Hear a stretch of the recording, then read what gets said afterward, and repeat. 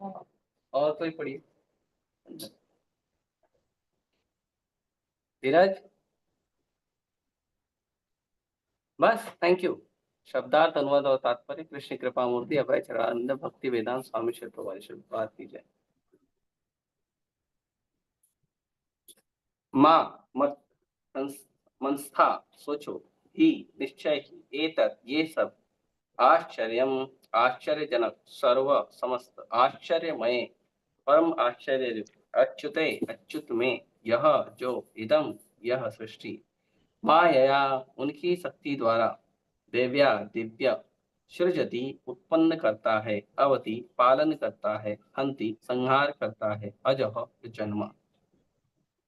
हे ब्राह्मणों, इसे गुह्य तथा अच्युत भगवान के कार्यकलापों में विशेष आश्चर्यजनक मत सोचो। वे अपनी दिव्य शक्ति से समस्त भौतिक वस्तुओं का सृजन पालन तथा संहार क्या करते हैं। कर रहे हैं? यद्यपि वे स्वयं अजन्मा हैं। म्यूट करो रंजन साहू।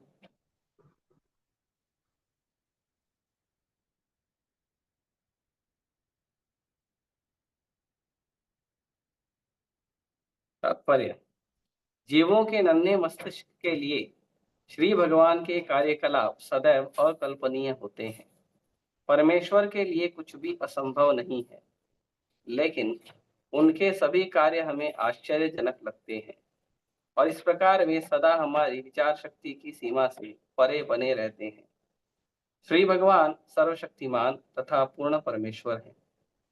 श्री भगवान 100% पूर्ण है, जबकि दूसरे अर्थात श्री नारायण, ब्रह्मा, शिव, देवतागण तथा अन्य सभी जीवों में ऐसी पूर्णता का कुछ प्रतिशत ही पाया जाता है।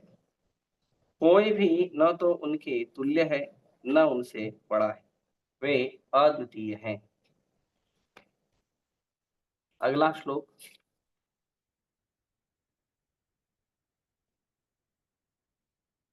अनुवाद।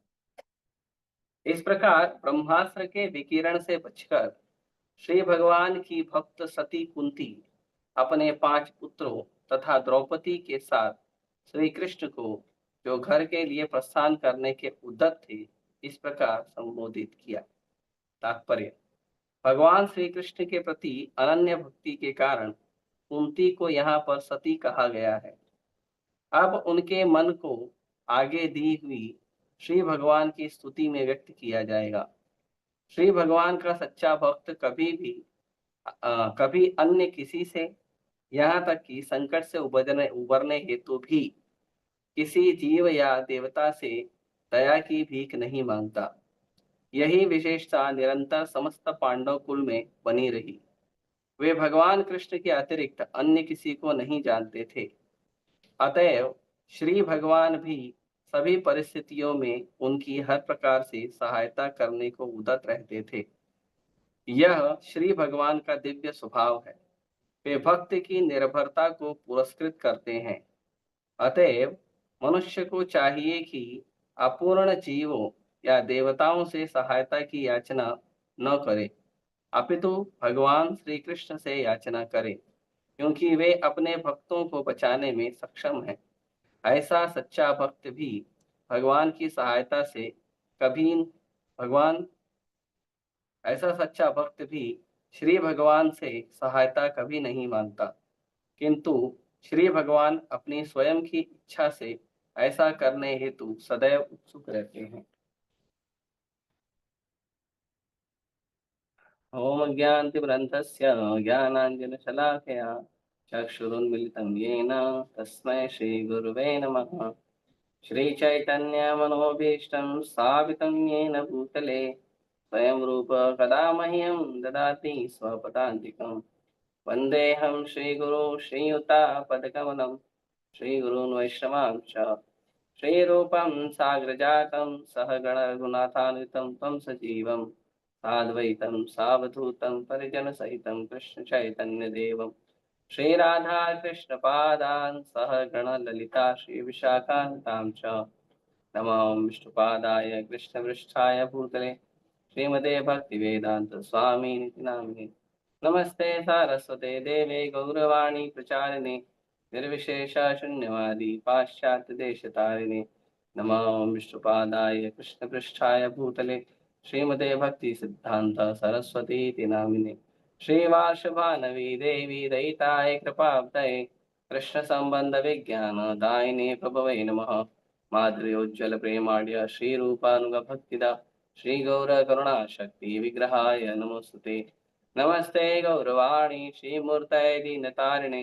रूपानुगा विरुद्धाप सिद्धांत ध्वांत हारिणे नमो गौरकिशोराय साक्षात् वैराग्य मूर्तये विप्रलंबरतांबोधे पादांबुजाय नमः नमो भक्ति विनोदाय सच्चिदानंद नामिने गौरशक्ति स्वरूपाय रूपानुगमनाय ते गौराविर्भाव भूमि स्वं निर्दिष्टा सज्जना प्रिय वैष्णव सार्वभौम श्री जगन्नाथाय ते नमः वाञ्छाकल्पतरुभ्यश्च कृपा सिन्धुभ्येव च पतितानां पावनेभ्यो वैष्णवेभ्यो नमो नमः नमो महावदन्याय कृष्ण प्रेमप्रदाय ते कृष्णाय कृष्ण चैतन्य नाम्ने गौतुषे नमः पंचतत्वात्मकं कृष्णं भक्तरूपस्वरूपकं भक्तावतारं भक्ताख्यं नमामि भक्तिशक्तिकं हे कृष्ण करुणा सिन्धु दीनबन्धु जगत्पते गोपेश गोपिका कान्त राधा कान्त नमोऽस्तुते जयतां सुरतरुर्पङ्गो मो मन्दमतिर्गति मत्सर्वस्य पादाम्भोजो राधामदनमोहनो दिव्यद्वन्द्वारण्यकल्पतुमाधव श्रीमद्रत्नागार सिंहासनस्थौ श्रीमद् राधा शैल गोविंद देव पृष्ठालवि सेवमानुस्मरामि श्रीमान् रासरसारंभी वंशी वट्टटैः स्थितः कर्षन् वेणुसनैः गोपी गोपीनाथाय श्रियस्तुनः तप्तकाञ्चन गौरांगी राधे वृंदावनेश्वरी वृषभानुसुते देवी प्रणमामि हरिप्रिये जय श्री कृष्ण चैतन्य प्रभु नित्यानंद श्री अद्वैत गदाधर शिवासादि गौर भक्तवृंद हरे कृष्णा कृष्णा कृष्णा हरे हरे हरे राम राम राम हरे कृष्ण।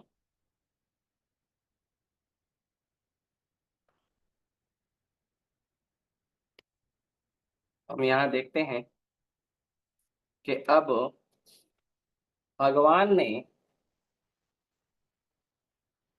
जो अश्वत्थामा ने जो अस्त्र छोड़ा था, वो अश्वत्थामा का छोड़ा हुआ जो अस्त्र है, उस अस्त्र को भगवान ने निस्तेज कर दिया। निस्तेज मतलब कि अश्वत्थामा ने जो अस्त्र छोड़ा था, उस अस्त्र का तेज निकल रहा था, और वो अस्त्र का तेज निकल रहा था, और वो अस्त्र से जो अग्नि प्रज्वलित हो रही थी, तेज प्रज्वलित हो रहा था, वो पांडवों को और पांडवों का जो कुल है, जो बचा हुआ पांडव का कुल परंपरा को आगे बढ़ाने वाला जो अंश है, वो माता उत्तरा के गर्भ में है। तो माता उत्तरा के गर्भ में भी अश्वत्थामा ने जो है वो ब्रह्मास्त्र छोड़ दिया था। तो जब अश्वत्थामा ने कर दिया, तो लगभग सबका मृत्यु आ गया था।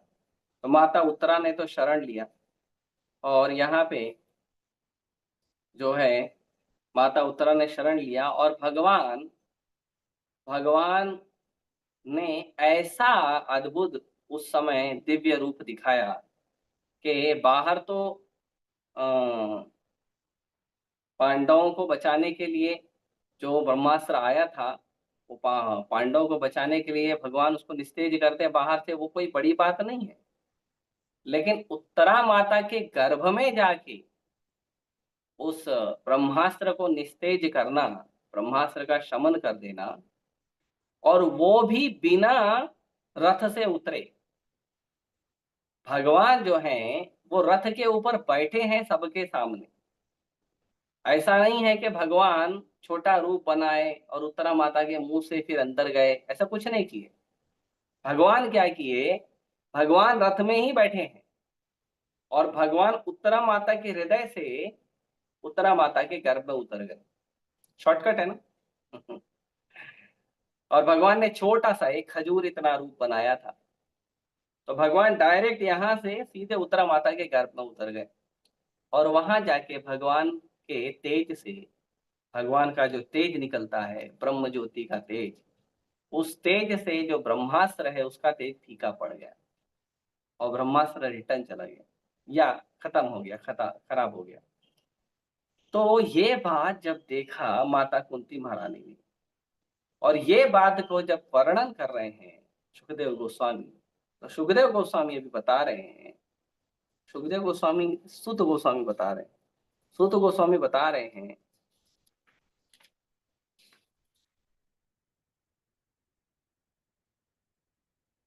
कि जो भगवान है, भगवान के जो कार्य हैं वो कैसे हैं, गुह्य और अच्युत। गुह्य मतलब सबको समझ में नहीं आएगा। गुह्य का मतलब होता है छुपा हुआ या सीक्रेट। गुह्य ऐसी वस्तु को ही बोलते हैं कि हमारे आंख के सामने वो आसानी से प्रकट नहीं होगा। तो गुह्य और अच्युत, अच्युत मतलब कि वो कभी भी उसका जो हायर पोजीशन है, जो हायर लेवल है, उससे नीचे कभी नहीं जाता।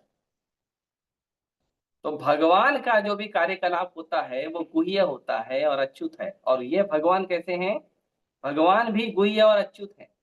तो भगवान गुह्य और अच्युत भगवान ने क्या किया, उनके जो कार्यकलाप है उसमें आश्चर्य नहीं करना चाहिए। अब कोई कहेगा कि ऐसी तो हमने कोई लीला नहीं देखी है कि कोई भगवान या देवी देवता जो है डायरेक्ट हृदय से नीचे उतर गए हों और वहां जाके भक्तों की रक्षा किए हों शरीर में। एक लीला देखी थी हमने, एक लीला, वराह रूप की एक लीला देखी थी, जहां पे हिरण्याक्ष का वध करने के लिए ब्रह्मा जी के नाक से भगवान प्रकट हुए थे। ब्रह्मा जी को ऐसा नाक में थोड़ा सा खुजली हुआ, छींका उन्होंने और सामने जो है भगवान प्रकट हुए ब्रह्मा जी के नाक से। तो ऐसा तो भगवान की जो लीलाएं हैं वो, भगवान की क्या, भगवान के भक्तों की भी ऐसी ही लीलाएं जो साधारण रूप में बुद्धि में आने वाली नहीं है, साधारणतः किसी के बुद्धि में नहीं आ सकती। भगवान की लीलाएं, भगवान के भक्तों की लीलाएं, और ये लीलाएं अच्युत होती है, ये लीलाएं अमोघ होती है।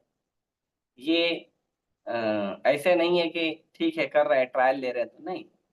भगवान की जितनी लीलाएं हैं, क्योंकि भगवान सुप्रीम परफेक्ट है, और तो भगवान का हर कार्य, हर लीला सुप्रीम परफेक्ट होता है।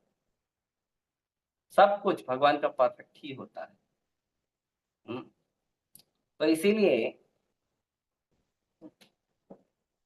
इसीलिए कह रहे हैं सूत गोस्वामी के ब्राह्मणों को जो वहां पे शौनक आदि ऋषि बैठे हैं, उन ब्राह्मणों को कह रहे हैं सुत गोस्वामी कि भगवान के इस लीला को, ये जो भगवान ने लीला की है, इसमें आश्चर्य करने का कोई बड़ा बात नहीं है। क्यों? क्योंकि भगवान ये सब कार्य कैसे करते हैं, तो कहते हैं अपनी दिव्य शक्ति से। भगवान का जो कार्य है, भगवान का जो लीला है, वो दिव्य शक्ति से होता है। दिव्य शक्ति से भगवान साधारण नहीं करते हैं। इसीलिए भगवान भगवत गीता में भी बहुत स्पष्ट कहते हैं, जन्म कर्म च मे दिव्यम। भगवान का जन्म और कर्म सब दिव्य होता है। अब जन्म कर्म दिव्य का मतलब नहीं कि भगवान जब धरती पे जन्म ले तो ही दिव्य हो, नहीं। भगवान का हर लीला दिव्य है। ये जो सृष्टि है, ये सृष्टि का सृजन करना, पालन करना और सृष्टि का संहार कर देना, ये भी भगवान की लीला है। इसको भगवान की सृष्टि लीला कहते हैं। और ये भगवान की सृष्टि लीला भी वैसे ही एकदम अद्भुत है और दिव्य है। हम देखते हैं, थोड़ा सा समझने का प्रयास करेंगे।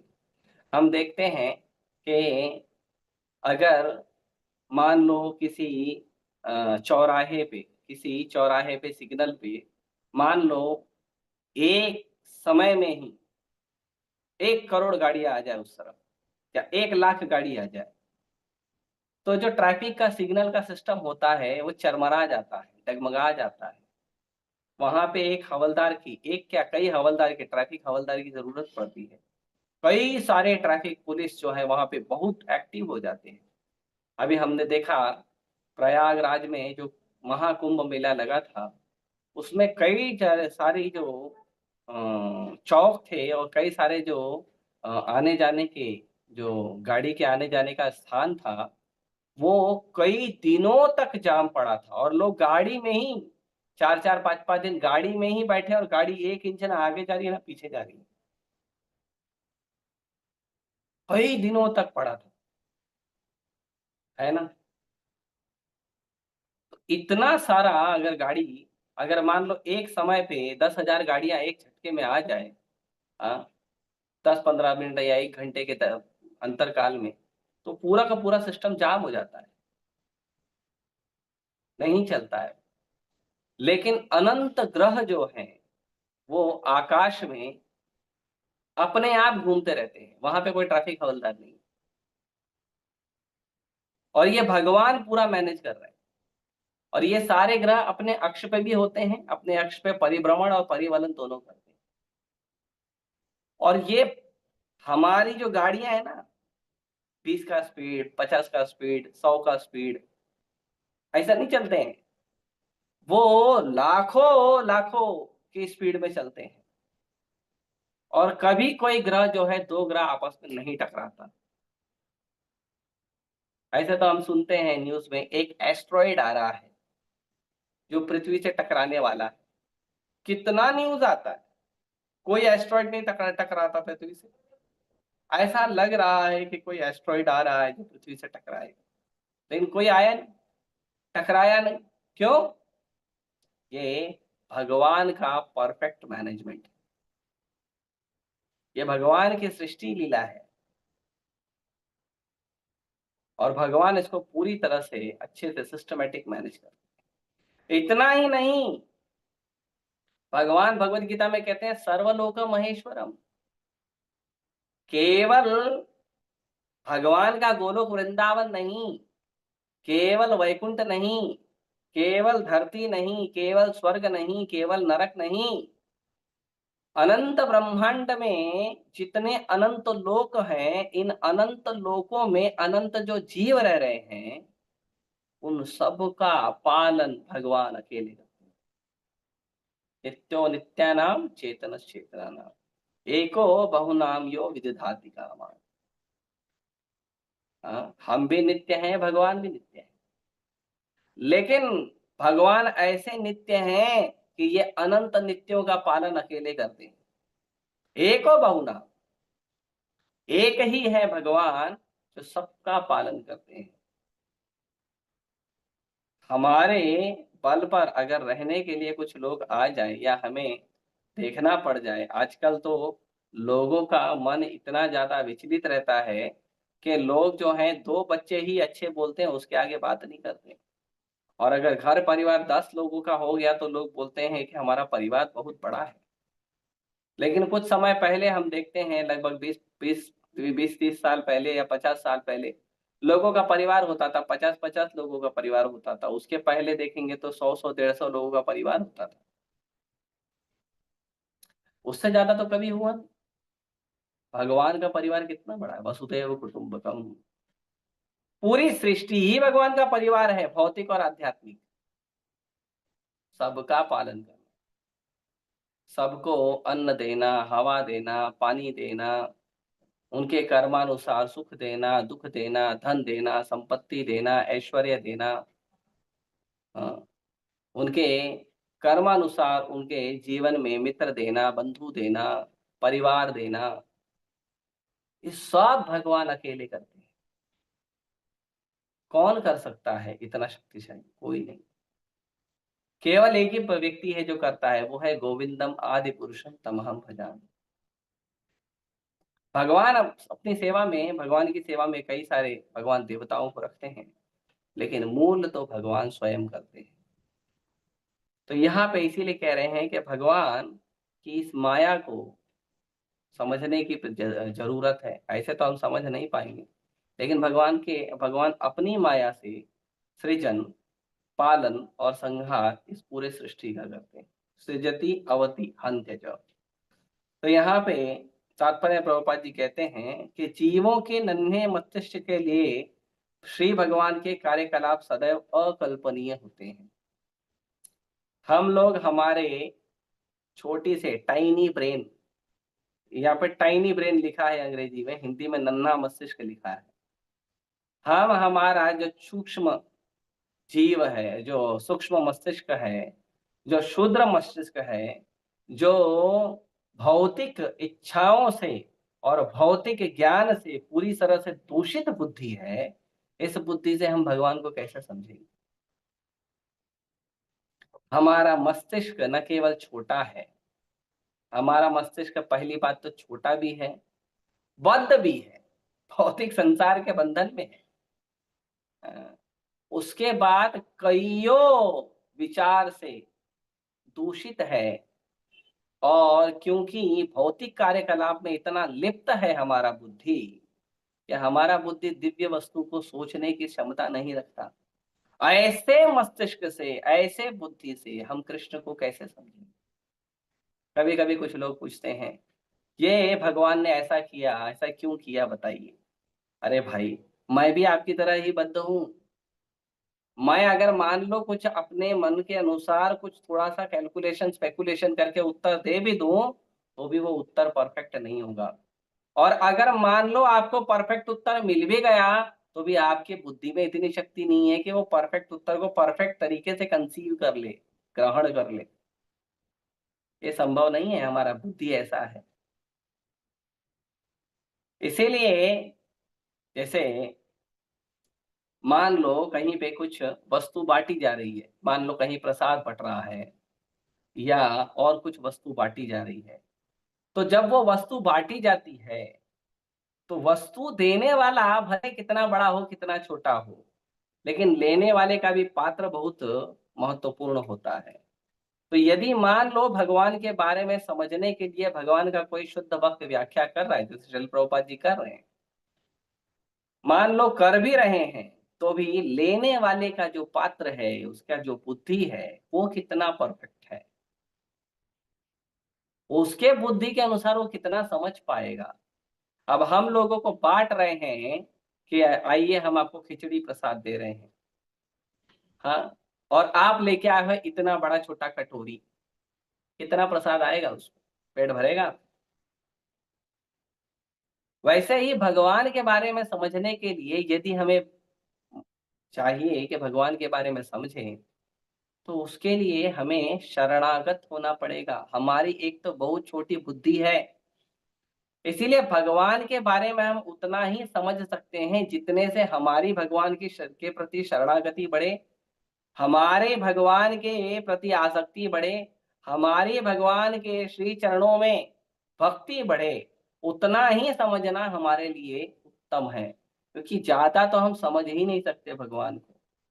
भगवान को शिव जी, ब्रह्मा जी और स्वयं भगवान के जो अवतार हैं अनंत शेष, भगवान की जो अर्धांगिनी है माता लक्ष्मी, जब ये लोग भगवान को नहीं समझ पाते हैं, और तो और खुद भगवान भी खुद को नहीं समझ पाते हैं, तो फिर ये छोटा सा शूद्र बुद्धि वाला जीव भगवान को कैसे समझे? इसीलिए प्रभुपाद जी कहते हैं हमारी सूक्ष्म बुद्धि से हम नहीं समझ सकते। हाँ। इसीलिए और इसीलिए भगवान के लिए कुछ भी असंभव नहीं। कभी कभी कुछ लोग बोलते हैं भगवान भी मेरी मदद नहीं कर सकता क्या? भगवान सब कुछ कर सकता है भाई, लेकिन क्या आप भगवान से मदद लेने के योग्य हो? और लेने के योग्य तो ठीक है, आज तक भगवान से जो आपने मदद लिया है, क्या उस बात को कभी आपने स्वीकार किया? हाँ? लोगों को लगता है कि भगवान हमारी मदद करेंगे कब? जब भगवान मुझे मोबाइल दिला देंगे, भगवान मुझे गाड़ी दिला देंगे, भगवान मुझे घर दिला देंगे। एक माता जी हैं, कई सालों से वो हमसे जुड़ी हुई है। उनको मैं कहता हूँ भगवान का नाम जप करो, कहती है भगवान जब मुझे घर दिलाएंगे तब मैं नाम जप करूंगी। तो लोगों को लगता है कि भगवान जब हम भौतिक सुविधाएं दिलाएंगे तो हम नाम जप करेंगे, या तब हम विश्वास करेंगे भगवान का कि भगवान ने हमें कुछ दिया है। अरे ये जो रोज हम सांस ले रहे हैं ना, ये भी भगवान ही दे रहे हैं। ये जो हम पानी पी रहे हैं, ये भी भगवान ही दे रहे हैं। ये जो हमारी इंद्रियां काम कर रही है ना, ये भी भगवान की शक्ति से ही कर रही है। सब कुछ हर क्षण प्रति क्षण हर पल भगवान ही सबका सृजन पालन संहार कर रहे हैं। सबको सारी सुविधाएं हर समय केवल भगवान ही दे रहे हैं और कोई नहीं दे रहा है। लेकिन देखो, जीव का मूढ़ बुद्धि, कि जीव को लगता है मैंने मांगा वो नहीं दिया इसलिए भगवान नहीं दिया मेरे को, भगवान तो मुझ पे ध्यान ही नहीं देते। अरे बेटा, जिस दिन यहाँ से निकल जाएंगे ना भगवान, जिस दिन यहाँ से भगवान निकल जाएंगे ना, उस दिन क्या होगा पता है? उस दिन आपको मजबूरन भगवान के पीछे चले जाना पड़ेगा। और ये जो सुंदर सा शरीर हम देख रहे हैं ना, इसको बहुत सुंदर बनाकर हमने रखा है, ये एक गीले कपड़े की भांति जमीन पे गिर जाएगा। और लोग, हमारे जो मित्र परिवार परिजन हैं, ये इसको ले जाके या तो गाड़ देंगे, या तो फूंक देंगे, या तो उठाकर फेंक देंगे चील कौवे खा ले। इसीलिए ऐसा नहीं समझना चाहिए कि भगवान हमारी सहायता नहीं करते। और भगवान की सबसे बड़ी सहायता, भगवान का सबसे बड़ा आशीर्वाद तो तब होता है जब भगवान अपने किसी भक्त को जीव के पास भेजते हैं। सबसे बड़ी सहायता वही होती है जब भगवान का कोई भक्त, भगवान का कोई सेवक से हमारा मिलन होता है, और उस सेवक के आशीर्वाद से, उस सेवक के मार्गदर्शन से हम भगवान की भक्ति करने के लिए धीरे धीरे आगे बढ़ते हैं। वो भगवान की सबसे बड़ी कृपा होती है। भगवान यदि किसी पे कृपा करते हैं तो सबसे पहले उसे भौतिक वस्तु देना बंद कर देते हैं। और उससे भी बड़ी कृपा कब होती है? जब भगवान अपने भक्तों को हमारे पास भेजते हैं, जीव के पास भेजते हैं। तो ये भगवान की बड़ी विशेष कृपा होती है। इसीलिए भगवान की इस विशेष कृपा को हमें स्वीकार करना चाहिए और सदैव हर पल हर क्षण भगवान का ऋणी रहना चाहिए। और प्रभुपाद जी यहाँ पे कह रहे हैं कि श्री भगवान सर्वशक्तिमान है और पूर्ण परमेश्वर है। भगवान श्री कृष्ण जो हैं वो सर्वशक्तिमान है और कंप्लीट भगवान है। पूर्ण परमेश्वर इसलिए कहा गया है क्योंकि कभी कभी परमेश्वर शब्द जो है वो भगवान नारायण, ब्रह्मा, शिव और भी कुछ कुछ देवता के लिए लगाया जाता है। लेकिन कृष्ण इतने परफेक्ट भगवान हैं कि कृष्ण की बराबरी तो नारायण भी नहीं कर सकते हैं। कृष्ण जो है 100% भगवान है। नारायण जो है वो 94 भगवान है, मतलब 94% गुणों को प्रकट करते हैं। शिव जी उनसे भी कम है और ब्रह्मा जी उनसे भी कम है। कोई जीव अगर कंप्लीटली परफेक्ट होने का प्रयास करे तो भगवान के कंपैरिजन में मैक्सिमम, अगर जीव का 100% परफेक्शन है तो भगवान के कंपैरिजन में वो केवल 78% ही होता है। 78% से ज्यादा कोई भी जीव भगवान के लेवल पर नहीं आ सकता या उससे बढ़ नहीं सकता। तो ब्रह्मा जो है वो 78% परफेक्ट होते हैं भगवान के कंपैरिजन में।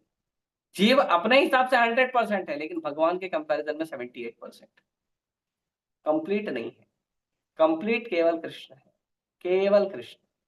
ब्रह्मा जी, शिव जी, विष्णु, नारायण, सबसे ऊपर केवल कृष्ण, पूर्ण पुरुषोत्तम भगवान, completely perfect Krishna, completely perfect God. अगले श्लोक में कहते हैं कि ये जो ब्रह्म तेज है, ये ब्रह्म तेज को खत्म कर दिया जब भगवान ने। तो ब्रह्म तेज का जब भय खत्म हो गया, तो ब्रह्म तेज के भय को खत्म होने के बाद जो भक्त सती है, भक्त सती मतलब माता कुंती और अपने 5 पुत्र द्रौपदी के साथ भगवान कृष्ण जो तैयार हैं अब जाने के लिए द्वारका, हस्तिनापुर छोड़ रहे हैं, जा रहे हैं द्वारका। अब जाते जाते लीला कर दी है जाते जाते भगवान ऐसी लीला कर दे कि समझ में ही नहीं आए किसी को। तो माता कुंती देखी तो माता कुंती भगवान की भक्त है ना, एकदम विह्वल हो गई कि भगवान आप क्या हो, क्या कृपा है आपका, मतलब समझ में आए नहीं ठीक है, लेकिन शरणागति भगवान का कृपा का प्रेम देखकर शरणागति करते हुए भक्त जो है छटपटा जाता है, जैसे भक्त का हृदय जो है भगवान के प्रेम से भरकर फट जाएगा। इतना भगवान कृपालु और दयालु है। और जब भगवान का शुद्ध भक्त कुंती मारनी जैसे शुद्ध सती भक्त जब भगवान को देखते हैं और भगवान की ऐसी दिव्य सुंदर लीलाएं देखते हैं तो वो रह नहीं पाते हैं, वो छटपटाने लग जाते हैं कि भगवान ये क्या था। तो यहाँ पे कुंती महारानी की वही हालत है, ये क्या था। तो भगवान को बोलती है माता कुंती, अ, अभी संबोधित करेगी, अभी भागवतम का सबसे पहला प्रार्थना शुरू होगा। भागवतम की सबसे पहली प्रार्थना भगवान ने माता कुंती से स्वीकार की है, कुंती महारानी की प्रार्थना। और पूरे दुनिया में जितने भी भक्त हैं ना, जिनको भगवान के चरण कमलों में शरणागति चाहिए, भगवान के चरण कमलों में आस्था और आसक्ति बढ़ाना है, माता कुंती की प्रार्थना पढ़ी। माता कुंती बताती है बहुत गहराई से, अभी हम एक-एक करके श्लोक को पढ़ेंगे। एक-एक श्लोक जो है बहुत गहरे-गहरे हैं। हम एक-एक करके पढ़ेंगे, कल से प्रयास करेंगे। हुँ। तो आगे यहाँ तात्पर्य प्रभुपाद जी कह रहे हैं कि भगवान श्री कृष्ण के प्रति अनन्य भक्ति के कारण कुंती को यहाँ सती कहा गया। सती जो है, सती का मतलब होता है जिसका मन, बुद्धि और शरीर ये सब कुछ किसी एक व्यक्ति के प्रति हो और किसी के नहीं। ऐसे स्त्रियों को कभी-कभी सती कहा जाता है। तो सती इसलिए कहा जाता है, इसलिए नहीं कि उसने एक व्यक्ति से, एक पुरुष से विवाह किया है। इसीलिए सती कहा जाता है कि वो उस पुरुष से विवाह ही नहीं, वो उस पुरुष के अलावा किसी और पुरुष के बारे में सोच भी नहीं सकती है। इसके लिए उसको सती कहा जाता है। सती का जो मति है वो पति के अलावा किसी में नहीं लगता, इसके लिए उसको सती कहते हैं। जैसे भीष्म पितामह कहते हैं भगवान को बाणों के शैया पे लेटे-लेटे, हे प्रभु, मेरी एक पुत्री है और मैं चाहता हूँ मेरी पुत्री जो है ना, उसका विवाह आपसे हो जाए। तो लोग सोचने लगेंगे भीष्म पितामह की पुत्री कहाँ से आ गई? भीष्म पितामह तो आजीवन ब्रह्मचारी हैं, उनकी पुत्री कहाँ से आ गई? तो भीष्म पितामह कहते हैं भगवान मेरी पुत्री का मतलब है मेरी ये मति। ये जो मेरी मति है प्रभु ये अभी तक सती है, ये केवल आपकी है, कृपया इसे स्वीकार कर लीजिए अपने चरण कमलों में। तो सती केवल स्त्री के लिए लागू नहीं है, सती संसार के हर व्यक्ति की चेतना, हर व्यक्ति की बुद्धि के लिए लागू होता है कि कहाँ-कहाँ वो विचरण कर रही है। या तो सती है या तो कठोर शब्द है। या तो सती है या तो वेश्या है। सती मतलब एकमति और नहीं तो व्यवसायत्मिका बुद्धि, 10 जगह बुद्धि लगा हुआ है।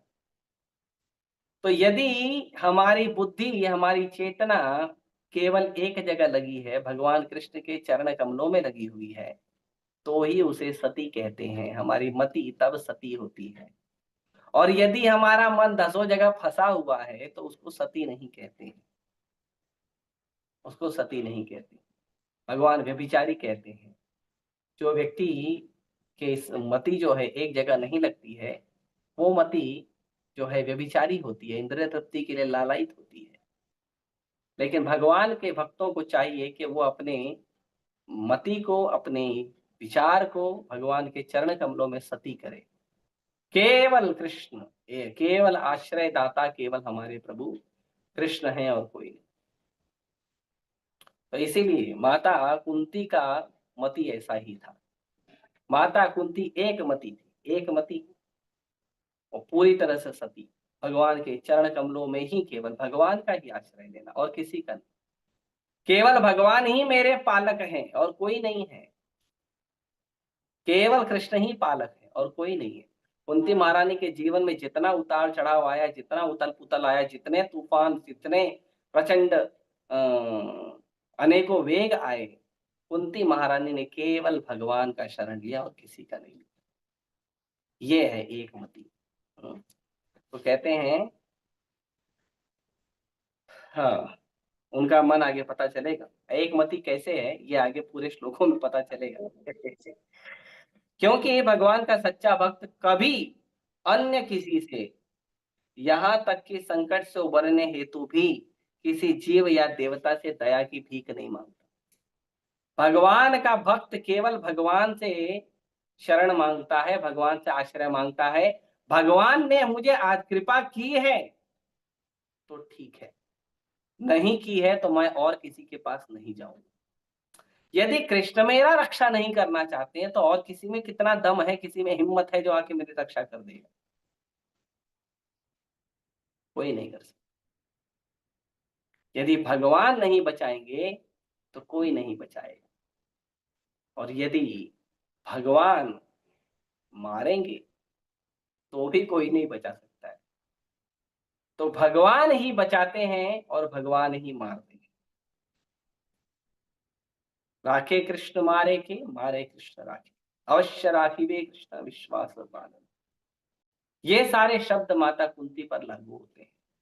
कुंती माता केवल भगवान कृष्ण पर ही आश्रित थी।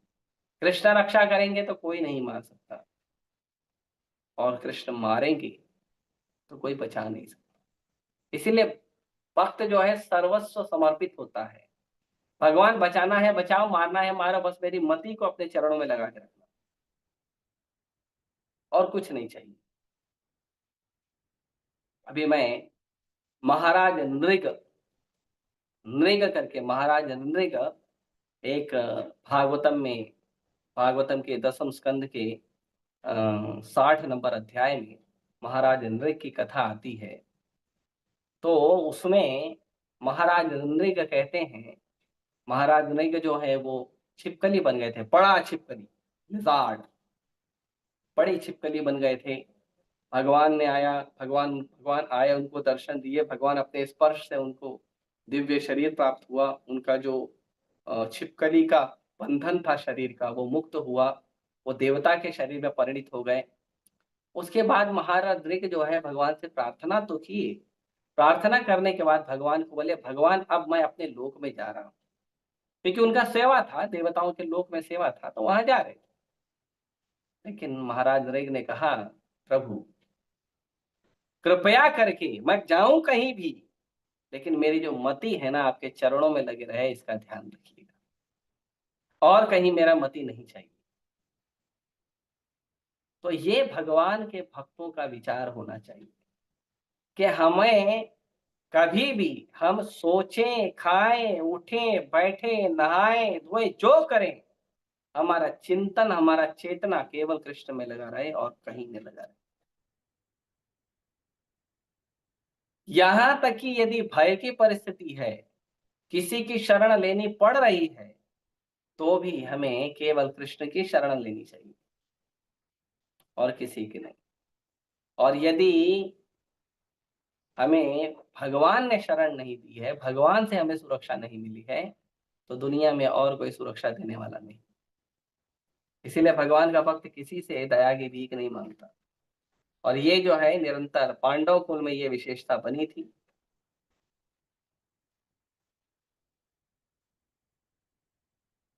आगे कहते हैं, ये भगवान का दिव्य स्वभाव है, वे अपने भक्त की निर्भरता को पुरस्कृत करते हैं। अतः मनुष्य को चाहिए कि अपूर्ण जीवों या देवताओं से सहायता की याचना न करे, अपितु भगवान कृष्ण से ही करे, क्योंकि वे अपने भक्तों को बचाने में सक्षम है। पूरे दुनिया में भगवान कृष्ण ही है जो अपने भक्तों को बचाने में पूरी तरह से सक्षम है। भगवान अपने भक्तों की रक्षा करने के लिए पूरी तरह सक्षम है। कभी ये नहीं समझना चाहिए कि ये भगवान मुझे नहीं बचा रहे हैं, अरे ठीक है चलो अभी किसी दूसरे के पास जाता हूँ, नहीं। नहीं, भगवान में थोड़ा कमी हो गया होगा, भगवान शायद ये कंडीशन में बचाते होंगे, वो कंडीशन में नहीं बचाते होंगे, या भगवान का पावर थोड़ा कम होगा, ये जगह पे ना शिव जी का पावर ज्यादा चलता है, ब्रह्मा जी का ज्यादा चलता है। या हनुमान जी का ज्यादा चलता है, या और संसारिक मनुष्य है उनका ज्यादा चलता है? नहीं। हिरण्यकशिपु ने प्रहलाद महाराज को पूछा, ये बता तू किसके बल पर इतना बड़ा बड़ा बात कर रहा है? प्रहलाद महाराज हाथ जोड़ के पिताजी को बड़े प्रेम से बोले, हे पिताजी, मैं उसके बल पर इतना मजबूत खड़ा हूं जिसके जिसका बल आपके अंदर भी है। कोई असुर हो गया है इसका मतलब नहीं है कि उसको कहीं और से बल मिल रहा है। जैसे हिरण्यकशिपु जो है, उन्होंने ब्रह्मा जी से प्रार्थना की तो उसको लगा होगा कि मुझे तो ब्रह्मा जी ने आशीर्वाद दिया। नहीं, आप गलत पकड़ रहे हैं आपको गलत समझा है। ब्रह्मा जी ने जो आशीर्वाद दिया है, कहाँ से दिया है? भगवान से लेकर दिया है। आप रावण को लगा मुझे तो शिव जी ने आशीर्वाद दिया है। नहीं नहीं, शिव जी ने कहाँ से दिया? भगवान से दिया है। तो भगवान ही आशीर्वाद देते हैं, भगवान ही शक्ति देते हैं, तब जाके हमारे अंदर सामर्थ्य आता है। क्योंकि सर्व समर्थ तो एक ही है, एक ही पुरुष है जो सर्व समर्थ है, और वो है भगवान कृष्ण, और कोई।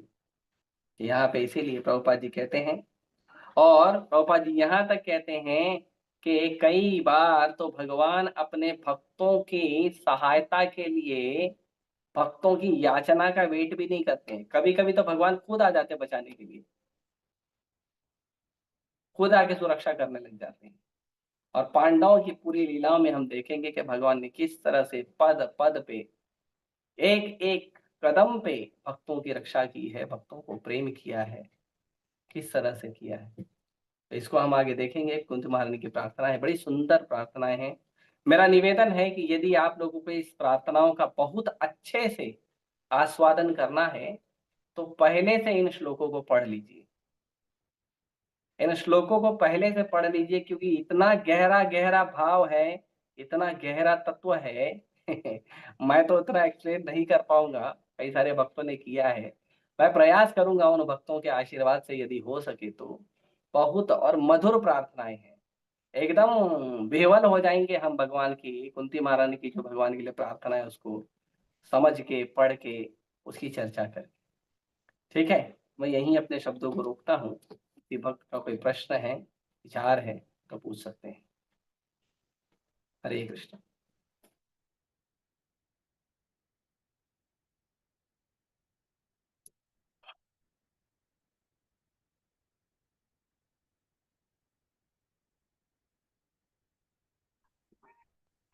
हरे कृष्ण प्रभु जी। हरे कृष्ण प्रभु। बोलिए, बोलिए। ये एक्यूरेट 7:30 बजे चालू होता है। हाँ, 7:30 बजे चालू होता है। आज कुछ जो है मैं वो, थोड़ा लेट में ज्वाइन किया है इसलिए।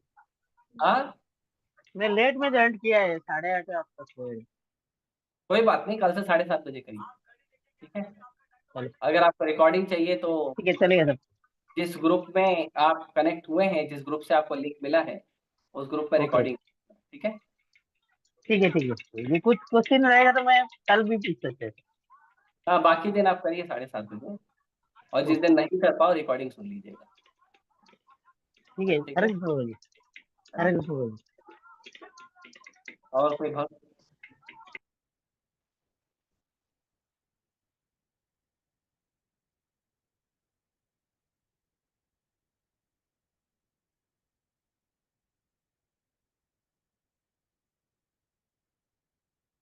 ठीक है, आप सभी का बहुत बहुत धन्यवाद।